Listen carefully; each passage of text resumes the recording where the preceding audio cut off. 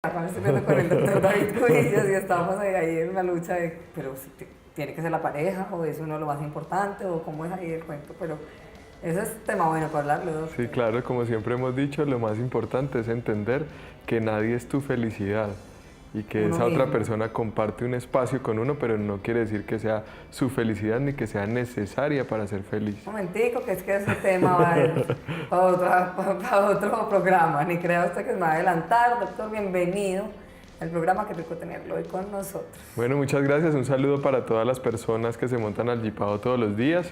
Hoy por acá con ese tema que es el miedo a la muerte, porque realmente, Mariana, con todo lo que pasa en el mundo en estos momentos, las personas cada vez más están adquiriendo como ese temor a la muerte. Y lo peor de ese temor a la muerte es la ansiedad y todo lo que hay detrás de eso, todo lo que se genera. Muchas veces el temor a la muerte se da por algunos anclajes, algunas cosas que le hayan pasado a las personas, y en otras ocasiones por las mismas creencias, ¿cierto?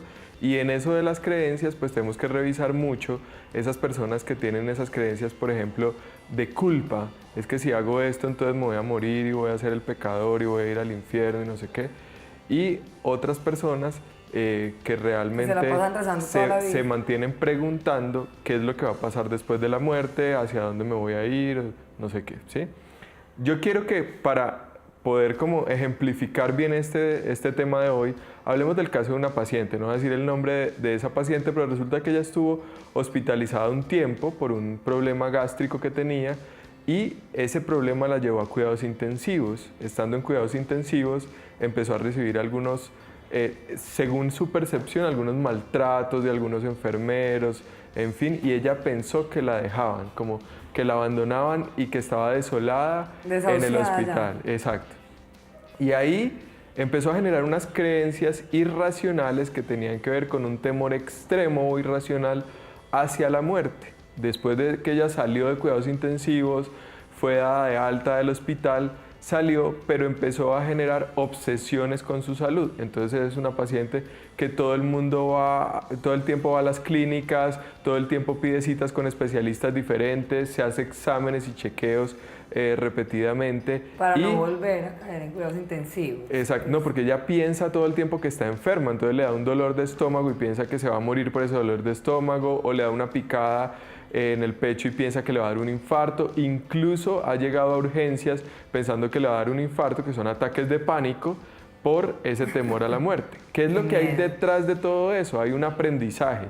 ¿Cuál fue ese aprendizaje? Ella creó una desesperanza aprendida. Nosotros decimos desesperanza porque como que pierdo la esperanza, y en esa desesperanza creó ese temor irracional. ¿Por qué es irracional?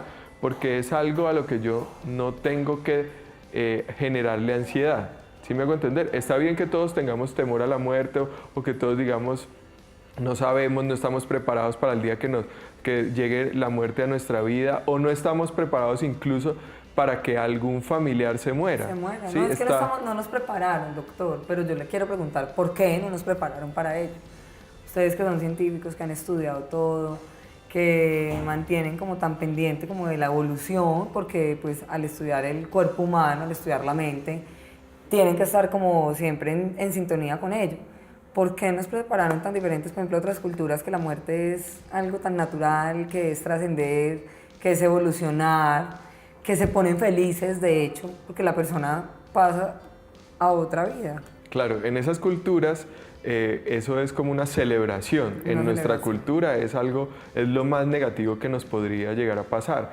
Resulta que eso viene muy anclado a todo nuestro proceso de creencias y a, como decíamos ahora, la culpa. Si yo mantengo en culpa, si yo mantengo pensando que soy un pecador y que por ser pecador entonces me van a castigar, y que ese castigo es terrible y ese castigo está después de la muerte, pues resulta que esa culpa hace que yo genere más ansiedad frente al proceso de muerte. Yo soy muy respetuoso de todo el proceso de creencias, de todas las religiones y todo eso, pero también pienso que nosotros como seres humanos tenemos el derecho de pensar y de tener una creencia que se desligue de la culpa, y entender que no siempre tenemos que culparnos por todo, y entender que no solamente se va para el cielo unas personas, otras no, que los pecados son más grandes y más pequeños, una cantidad de cosas que tenemos. Eso realmente, literalmente está rayando la cabeza de las personas.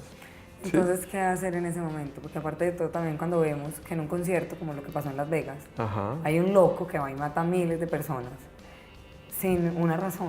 O sea, ¿qué puede estar, por ejemplo, pasando en la vida de una persona para que vaya y ataque y atente contra otras personas que ni siquiera nunca le han hecho nada a él?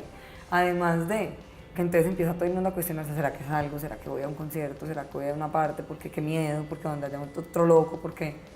Entonces ahí, ¿qué es lo que está pasando? Bueno, ahí hay que analizar varias cosas y es el tema de las psicopatías, las sociopatías. Hay personas que realmente tienen una sociopatía y están en contra de toda la regla social, o tienen una psicopatía y quieren hacerle daño a ese proceso o a esas otras personas por algunos traumas que tuvieron o simplemente por algunos procesos genéticos a nivel de su cerebro que hacen que se dé eso, ¿cierto?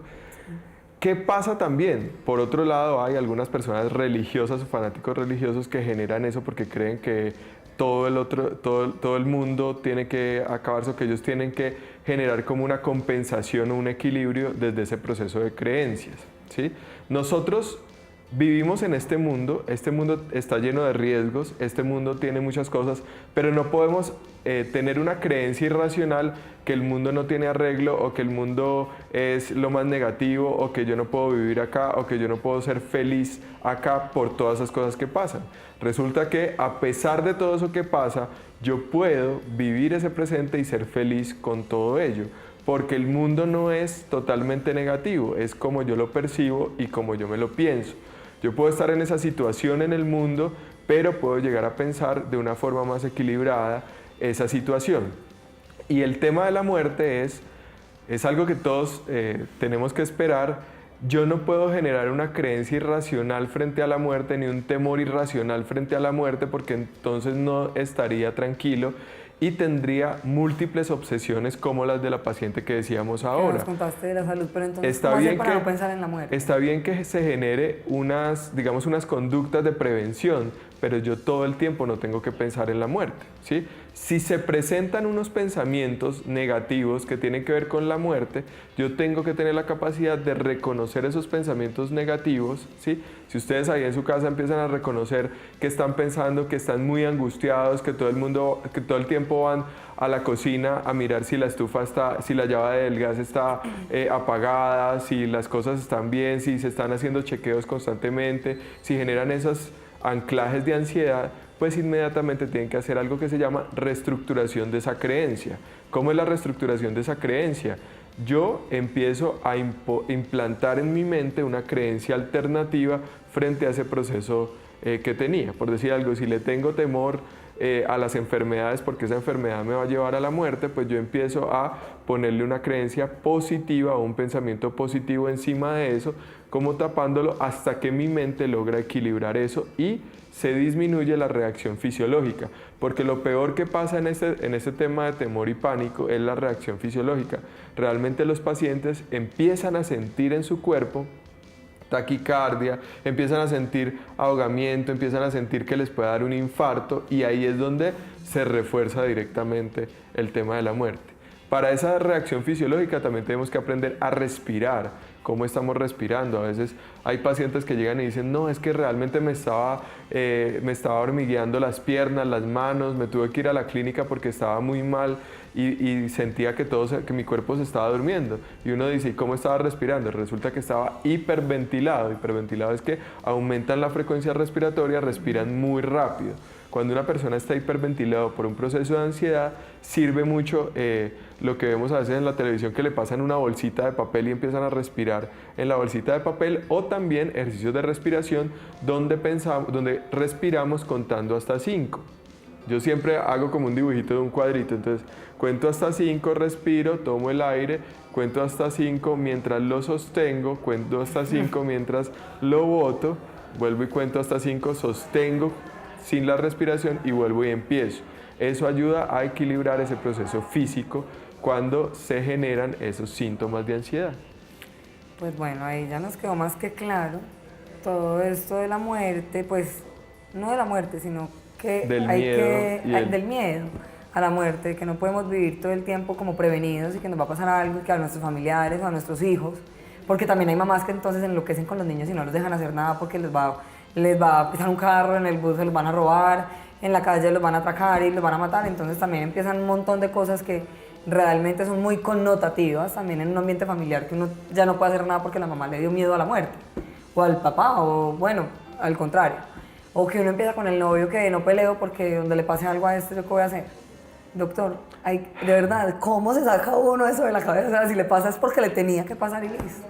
Sí, claro, además que ahí se generan unas dependencias y unos apegos emocionales negativos donde yo creo que no puedo vivir sin la otra persona, si la otra persona se muere. Y una mente madura es la que tiene la capacidad de tener un sentido de vida a pesar de que todas las cosas que conoce se acaben o se vayan.